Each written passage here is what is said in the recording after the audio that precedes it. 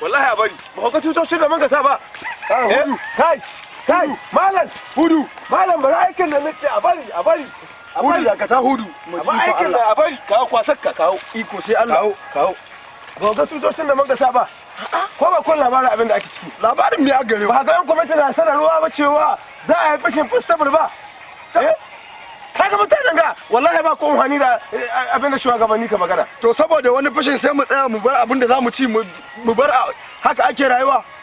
kai yanzu baka san wannan fashin shi na matsayin kasar ka tamu ba gwamnatin tarayya ta jawon ga abu tabba gwamnatin jiha me amfani wannan ga abubuwa da hukai mana haka nan da aka yi an ce a bari ga tutoci mun sa ko ina don haka kada ya da koma aiki wan gauri yan gwamnati sun ba da dama don ga tuta can mun sa don haka duk wanda ya koma aiki wallahi yana jin ba daɗi don haka tun da an ga ce ka a yi a bari ka a yi wallahi ka a yi bai da matsala wallahi ka a yi